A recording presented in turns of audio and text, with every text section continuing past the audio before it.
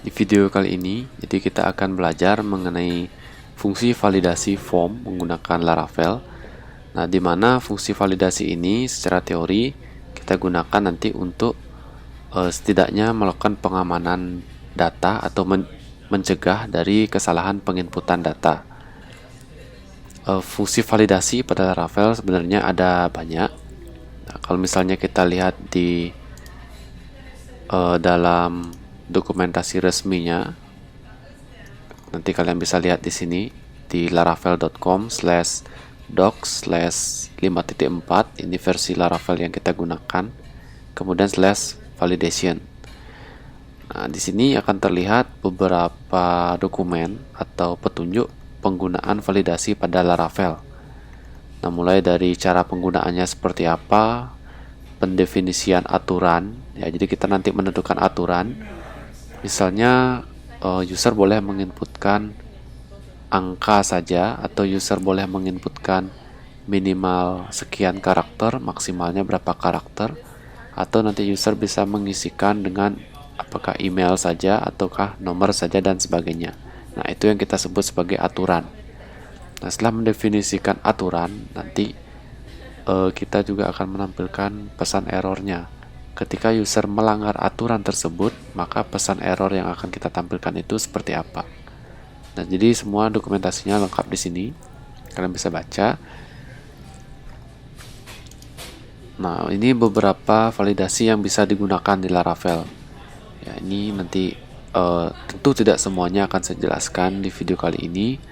Nah, saya ambil beberapa sampel yang penting yang sering atau paling banyak digunakan.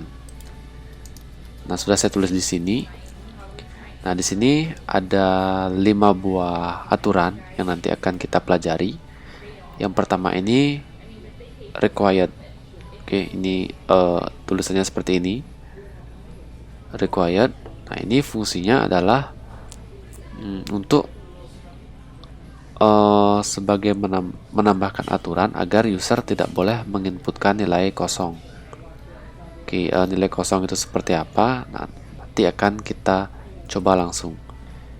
Kemudian numeric ini artinya kita menambahkan aturan agar user hanya boleh menginputkan angka pada inputan formnya. Kemudian min ini adalah minimum. Misalnya dari angka yang diinputkan atau dari tulisan yang diinputkan, panjang maksimumnya berapa, panjang minimumnya berapa. Dan max ini adalah kebalikan dari min, jadi panjang maksimalnya berapa. Nah, kita bisa atur juga minimumnya berapa, maksimumnya berapa. Nah, kemudian contoh yang kelima di sini saya akan mengambil contoh email. Jadi contoh email ini misalnya ketika user menginputkan email di dalam form. Nah, biasanya kan kalau email ada nama @domain.com. Nah, kalau misalnya si user menginputkan dengan tidak sesuai dengan format email, artinya tidak ada @domain.com-nya, maka nanti itu akan dianggap melanggar aturan. Nah, jadi ini aturan yang nanti kita buat. Kemudian pesannya ketika user melanggar aturan ini, nanti kita bisa isi dengan pesan yang ingin kita sampaikan. Nah, untuk proses pembuatannya, saya menggunakan project yang sebelumnya kita buat. Nah, di sini silahkan dipersiapkan dulu projectnya, aktifkan examnya, pastikan MySQL Server dan Apache Web Servernya sudah berjalan. Nah, kemudian di command prompt atau terminal, silahkan buka projectnya. Setelah kalian buka project, kemudian silahkan jalankan PHP Artisan Serve. Nah, setelah itu, kita buka webnya. Nah, di project sebelumnya, di sini alamat web yang saya gunakan adalah localhost.28000. Kemudian alamat routingnya adalah di /mhs. Nah, kalau sudah kalian buka, jadi tampilannya seperti ini. Ini tampilan webnya.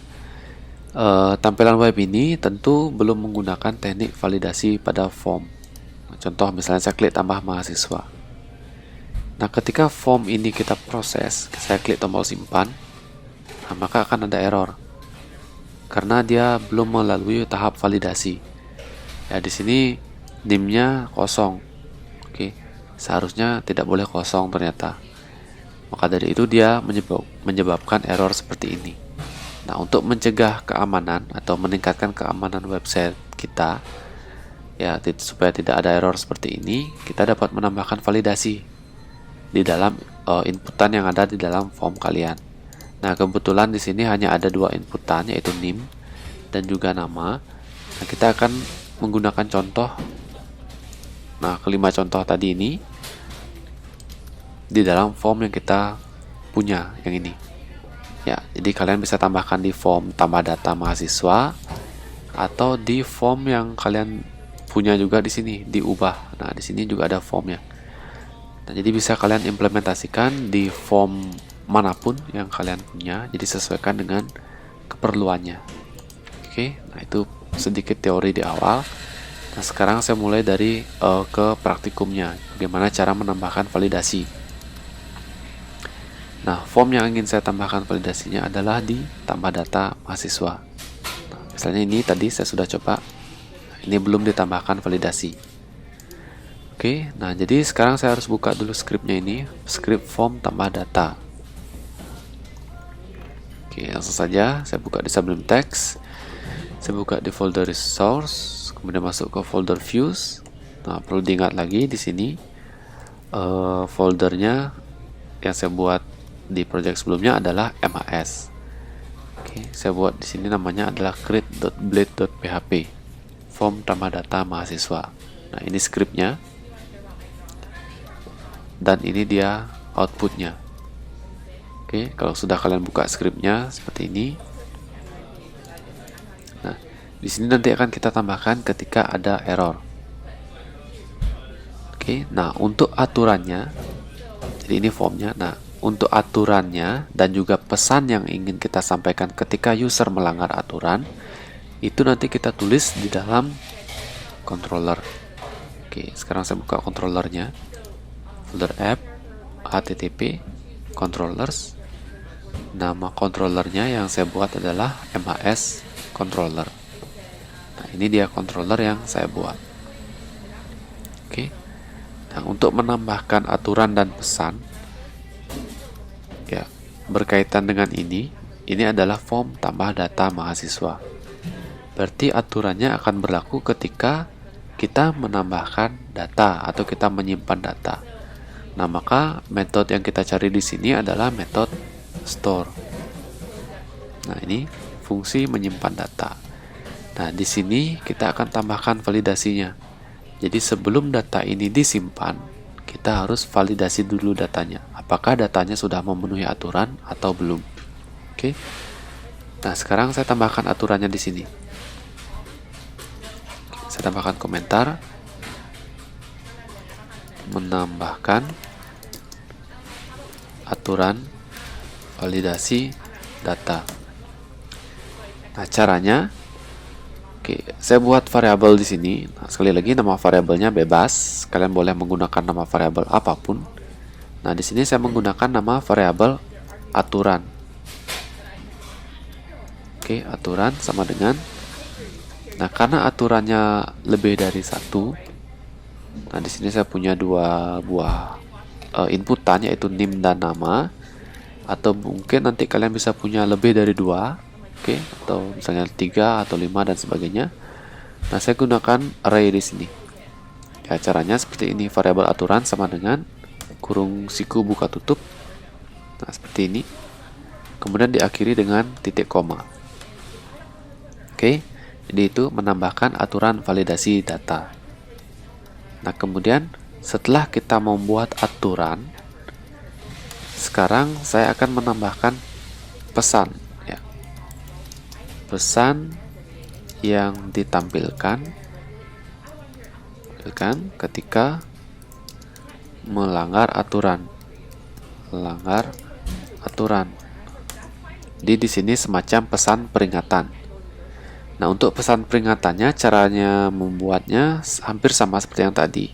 Kita buat variabel Ya, bebas di sini variabelnya.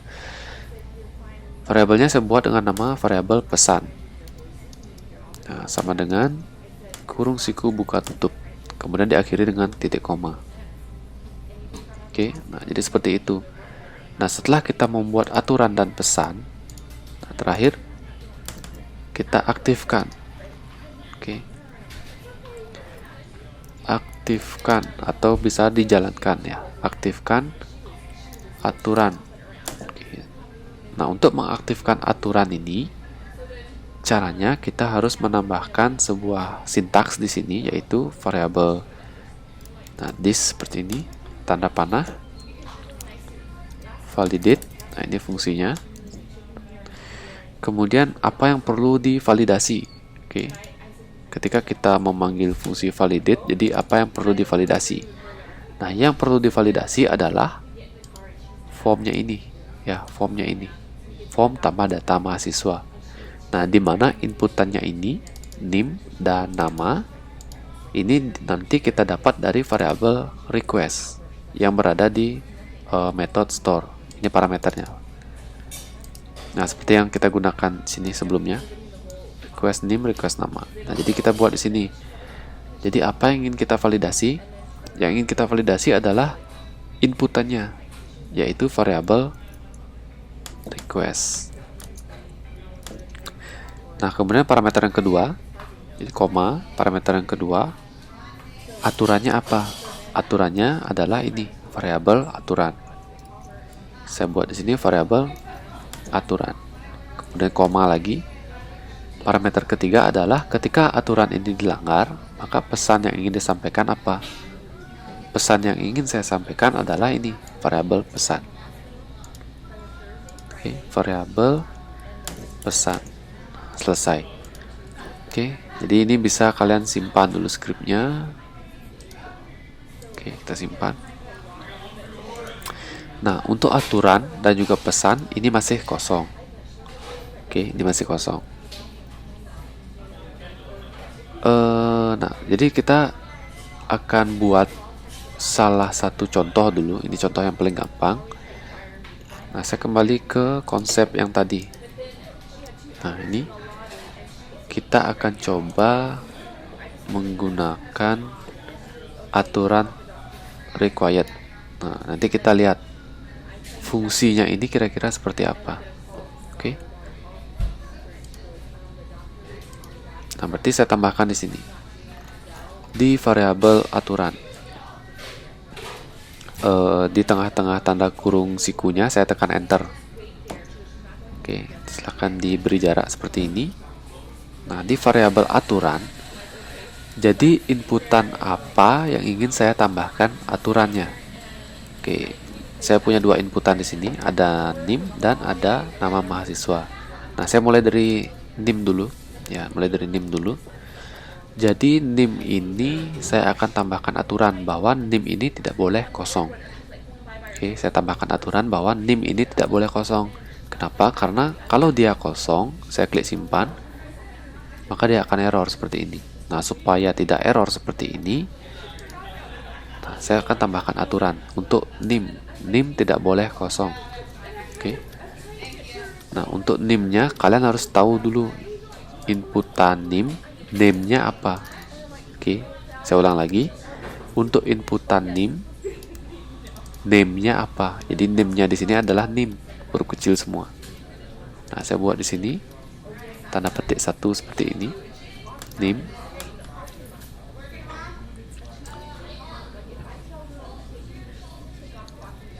Oke, NIM sama dengan tanda panah. Oke. Nah, jadi aturannya adalah seperti yang saya bilang tadi, aturan yang kita gunakan adalah required. Ya, tulisannya seperti ini. Required. Nah, kalau sudah, silakan disimpan. Oke, kalau sudah silakan disimpan. Nah, untuk menampilkan pesan, untuk menampilkan pesan, ini saya sengaja biarkan kosong dulu. Jadi kita akan coba step by step. Nanti kalau ada error, bagaimana cara perbaikinya.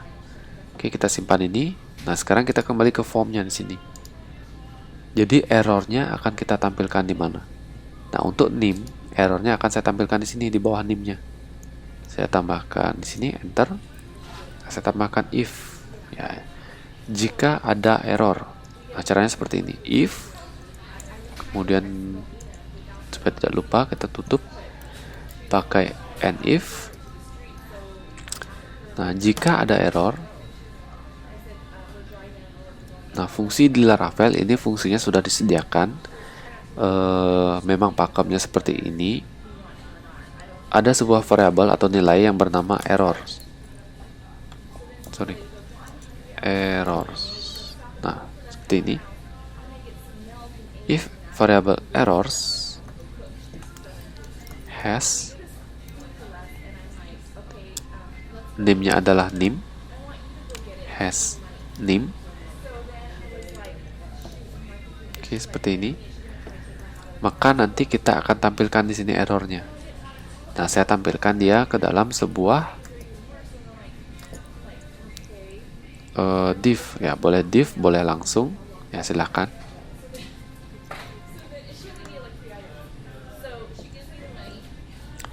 Nah, untuk menampilkan errornya, kita menggunakan kurung kurawal 2 kali buka tutup seperti itu.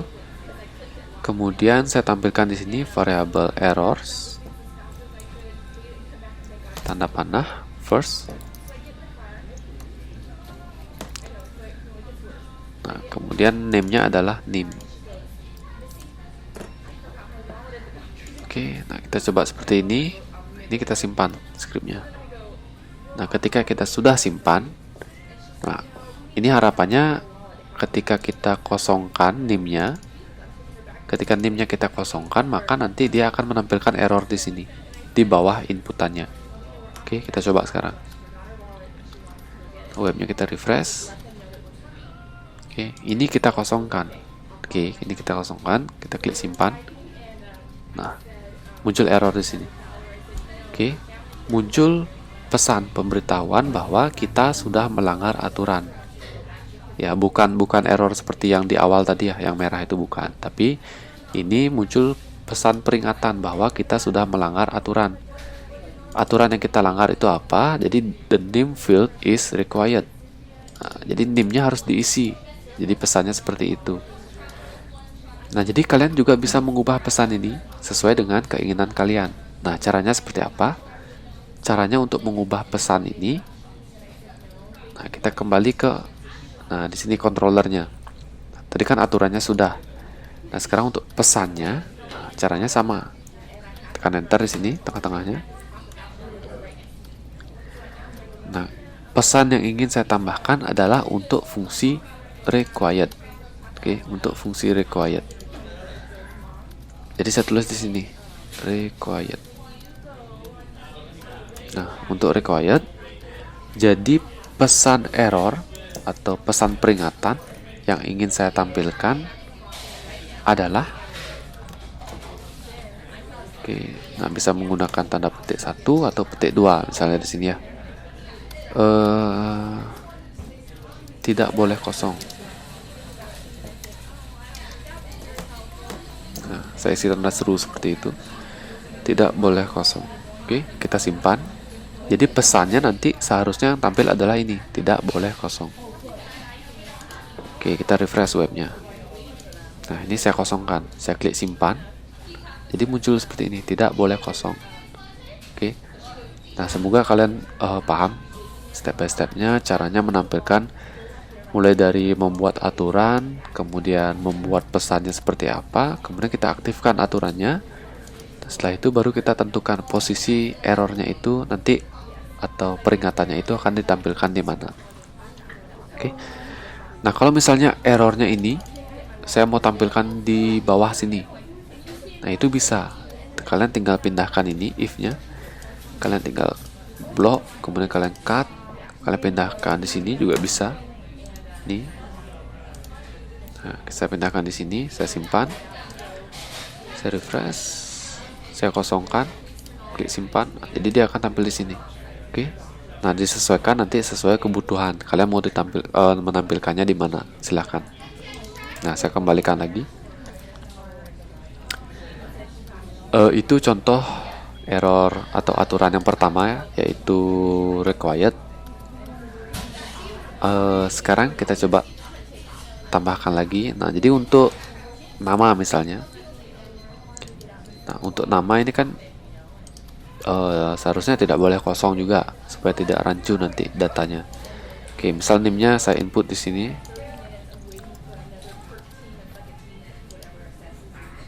Oke, saya tambah data. NIM-nya 19.00.00.10. Nama mahasiswanya adalah kakak. Kemudian kita klik tombol simpan. Untuk nama mahasiswa saya kosongkan dulu. Ya, ini untuk mencoba mengetes errornya. Saya klik simpan. Nah, maka dia akan error bahwa nama tidak boleh kosong. Oke, nama tidak boleh kosong. Jadi caranya, nah kita harus tambahkan juga required di dalam nama. Oke, nah jadi ini tinggal kita tambahkan ya di aturannya. Tadi hanya perlu untuk name saja. Untuk nama kita tinggal tambahkan tanda koma di sini, koma, tambahkan nama, tanda panah seperti ini.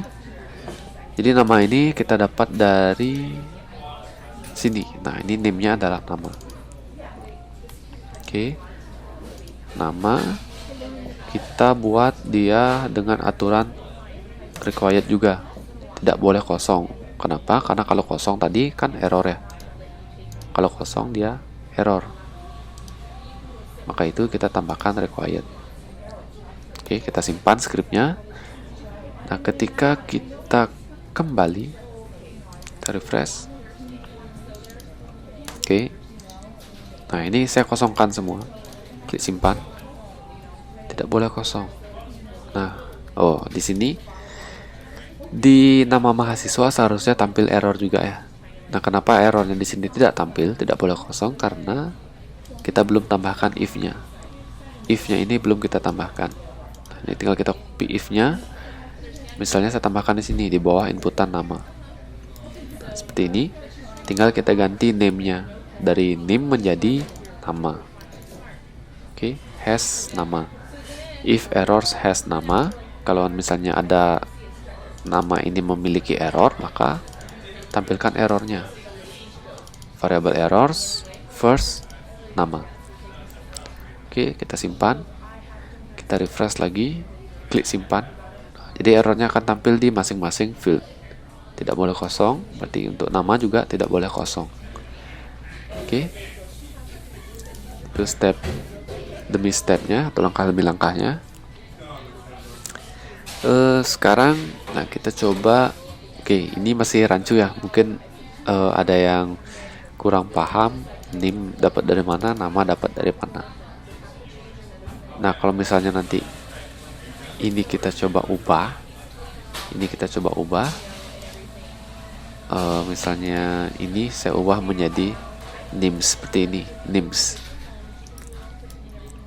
Nanti kita lihat kalau seandainya akan ada error. Oke, kita refresh, kita klik simpan. Nah, jadi dari sini tidak boleh kosong. Oke, nah di sini tidak terdeteksi. Kenapa? Karena tidak ada field yang bernama names. Kalau di sini kan namanya adalah name. Jadi dia dapatnya dari masing-masing name inputannya, ada name dan nama. Nah, itu asal usulnya untuk penamaan ini, bukan dari nama database-nya. Oke. Nah, itu untuk fungsi required. Nah, saya kembalikan lagi ke sini. Nah, sekarang saya akan coba input data dengan sembarang data seperti ini. Nah, ternyata datanya berhasil tersimpan. Kalau misalnya pun tersimpan seperti ini, jadinya isi datanya tidak akan sesuai standar, karena di sini NIM-nya ditulis menggunakan huruf seperti ini, namanya juga acak-acakan seperti ini. Tentu nanti dia akan membuat data ini tidak sesuai standar. Oke, standar yang ada itu maksudnya seperti ini. Nah, kalau di database itu kita memiliki standar. Kalau name itu tipenya varchar, panjangnya maksimal 8. Kalau nama, panjang maksimalnya adalah 50. Jadi standar yang ada di sini, misalnya seperti ini, 19.0001, kemudian namanya juga terstruktur seperti ini, dia akan merusak komposisi dari data yang sudah ada. Nah, sekarang kita akan, ini saya hapus dulu. Nah, kita akan belajar memvalidasi data menggunakan fungsi numerik. Ini kita coba numeriknya. Tadi untuk required ini sudah kita coba. Nah, untuk numerik, ini saya akan gunakan untuk nim. Ya, untuk nim karena nim di sini semuanya adalah angka. Tidak ada nim mahasiswa yang menggunakan huruf. Ini perlu divalidasi. Nah, untuk numerik, saya kembali ke scriptnya. Sini. Berarti nim, selain dia required, aturan yang lainnya adalah dia harus berupa angka. Berarti saya tambahkan di sini, ya, tanda garis lurus. Nah, seperti ini. Ini garis lurus. Bukan backslash, bukan slash, tapi garis tegak lurus seperti ini. Kemudian saya tambahkan aturannya, yaitu numerik. Seperti ini, numerik. Kalau sudah, silahkan disimpan. Setelah disimpan, kita coba tambah data. Kita coba aturan pertama. Kita kosongkan semua, klik simpan. Tidak boleh kosong. Kita coba isi dengan tulisan, misalnya AAA. Saya klik tombol simpan. Jadi dia akan muncul error seperti ini. The name must be a number. Jadi name-nya harus berupa angka. Kenapa error ini muncul? Karena tadi saya masukkan huruf AAA. Kalau misalnya saya masukkan 1, 2, 3, apakah error ini akan muncul? Nah, tentu tidak. Karena dia berupa angka. Nah, tapi di sini namanya masih kosong ya, karena ada error.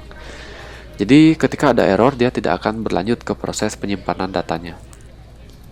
Nah itu contoh numerik. Nah, untuk errornya juga bisa, untuk errornya bisa kita ubah juga ini. Pesannya kita tambahkan di variabel pesan, koma di sini. Kemudian fungsi atau aturannya kita masukkan di sini, numerik sama dengan misalnya inputan harus berupa angka. Nah, seperti itu. Kita simpan skripnya. Kita coba refresh. Nah, kalau saya inputkan AAA, simpan. Nah, jadi dia peringatannya akan berubah seperti ini. Inputan harus berupa angka. Nah, itu Nah, kalau misalnya saya ketikkan seperti ini, sembarang, simpan, inputan harus berupa angka. Atau saya ketik seperti ini, misal, ini misalnya saya ketik 19 00 00 10. Nah, tapi ternyata 10-nya ini 0 di belakangnya ini ternyata yang saya ketik adalah huruf O. Saya kira ini angka 0, tapi ternyata huruf O. Kemudian saya klik simpan. Nah, maka dia akan tetap error seperti ini. Dan kalau misalnya ini error, dan supaya usernya tahu salahnya ada di mana, kita harus perlihatkan nilainya di sini. Kalau ini kan nilainya hilang. Nilai yang tadi saya masukkan itu hilang. Nah, supaya nilai yang kita masukkan yang salah itu masih tetap tampil di sini, kita perlu tambahkan di sini ya, di formnya. Untuk input name kita tambahkan di sini value value sama dengan kurung awal buka tutup 2 kali. Kita tambahkan di sini old tanda panah, kita tambahkan old kurung buka tutup, kemudian kita masukkan di sini nim-nya. Oke, sesuai dengan nama dari atributnya yaitu nim. Nah, lakukan hal yang sama juga dengan nama. Oke, kita lakukan hal yang sama di sini. Old nama. Nah, kita coba dulu. Kita simpan skripnya. Kita refresh. Nah, saya masukkan ini. Ini kan salah. Seharusnya ini adalah 0, bukan huruf O. Simpan. Nah, inputan harus berupa angka. Karena ini tidak hilang, jadi saya tahu di sini, oh, salahnya adalah ini. Saya ganti jadi 0. Saya klik simpan. Nah, errornya hilang. Oke. Tinggal di nama saja. Nah, itu proses-prosesnya. Ini value old. Kemudian oke, kita lanjut lagi ke aturan berikutnya, yaitu min dan juga max. Nah, kita coba min dulu.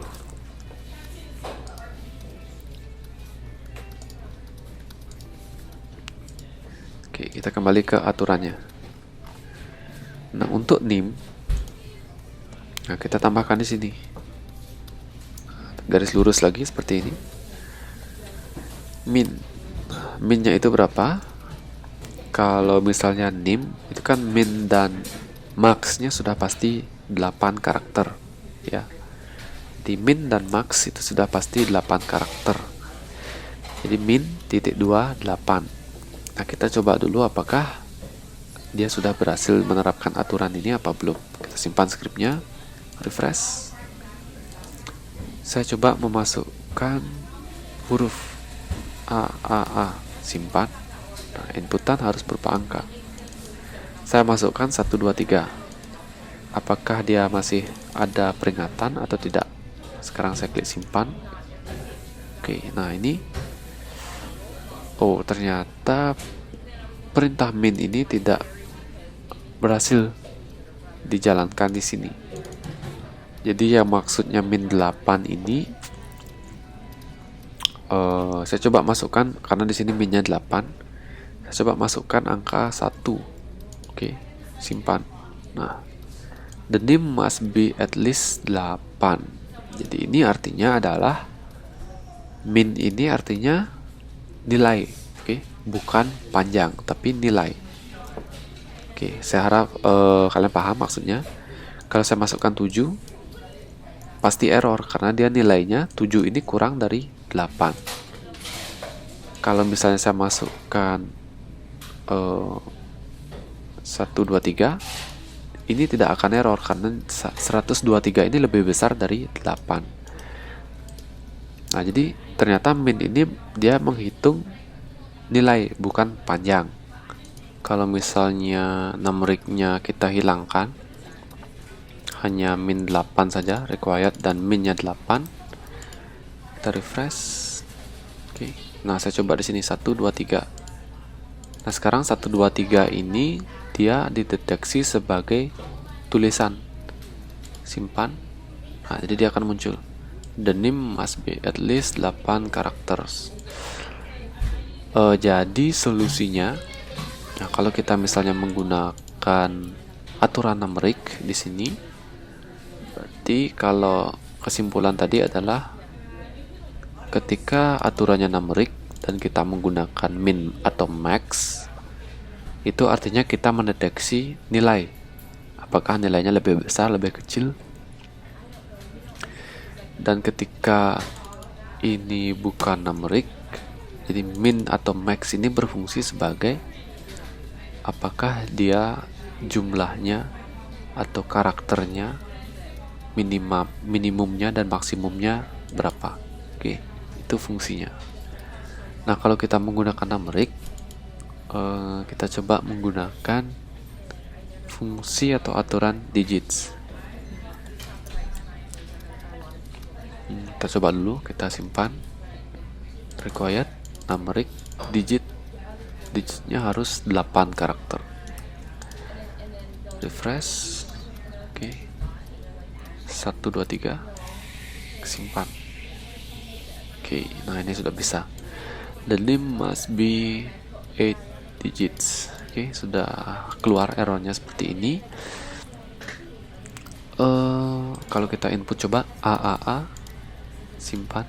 Nah, inputan harus berupa angka 1 2 3 4 5 6 7 8 9. Oke, ini 9 digit.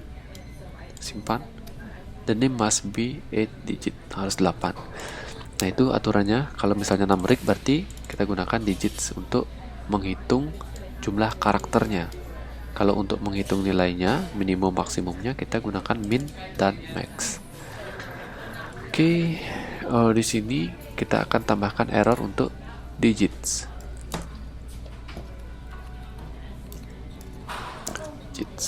Errornya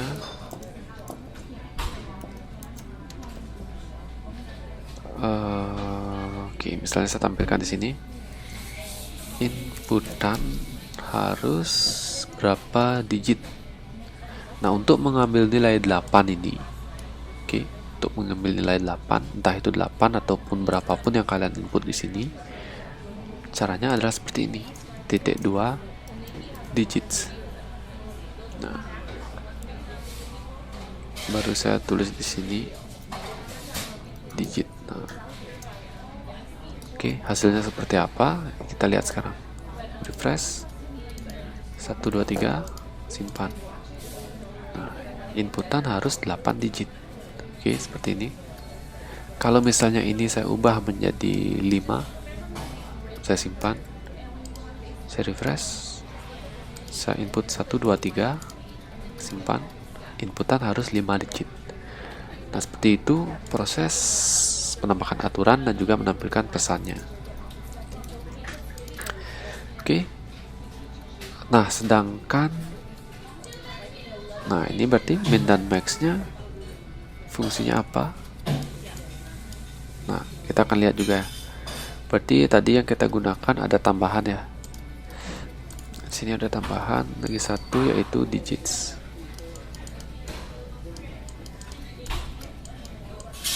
Oke. Ini sudah kita gunakan untuk nim.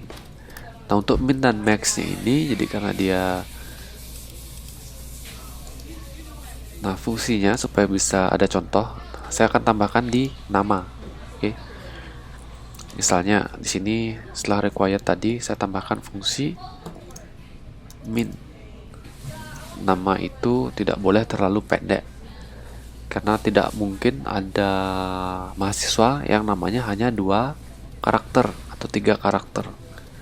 Ya, saya gunakan di sini batas minimumnya adalah 2.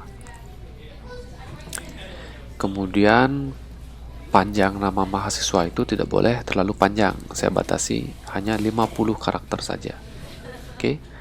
Jadi ada min-nya adalah 2 karakter, max-nya ada 50 karakter. Kita coba aturan dulu. Nanti kalau sudah baru kita tambahkan pesannya. Saya refresh. Nah, kita coba di sini. 1 2 3 simpan. Inputan harus 8 digit. Berarti kita tambahkan. Nah, saya gunakan ini. Oke. Simpan. Masih error. Nah, di sini di nama mahasiswa. Tadi kan di sini min-nya adalah 2. Saya coba inputkan nama mahasiswanya adalah A. Apakah ini bisa disimpan? Nah, jadi akan error seperti ini. The nama must be at least 2 characters. Nah, jadi namanya tidak boleh terlalu pendek seperti ini. Minimal 2 karakter. Itu didapatkan dari sini. Oke, dapat dari sini. Maksimumnya ada 50 karakter. Kalau saya tambahkan namanya panjang sekali ini. Oke. Nah, sekian saya simpan. Nah, the nama may not be greater than 50 characters. Nah, jadi tidak boleh lebih panjang dari 50 karakter. Seperti itu errornya. Nah, untuk menampilkan error menggunakan bahasa kalian sendiri, kita tinggal tambahkan di variabel pesan. Saya tambahkan mulai dari min-nya dulu. Oke, nah di sini inputan tidak boleh kurang dari berapa karakter. Tentu jawabannya adalah 2 di sini. Caranya mengambil angka 2 ini adalah titik 2 min. Dia akan ngambil nilai dari min-nya. Oke. Tanda seru. Kemudian untuk max-nya, max tanda panah, inputan tidak boleh lebih dari, nah max-nya berapa? Max-nya ini titik 2 max karakter, tanda seru. Oke, nah itu errornya yang sudah kita tentukan. Tinggal kita coba refresh di sini. Oke, nim-nya kita masukkan, simpan, tidak boleh kosong. Namanya adalah key, simpan. Inputan tidak boleh kurang dari 2 karakter. Kita coba input yang banyak, simpan. Inputan tidak boleh lebih dari 50 karakter. Nah, itu dia proses dari min and max-nya. Kita coba input data yang benar ya. Oke. Nama John, klik simpan. Nah, ini dia akan berhasil tersimpan.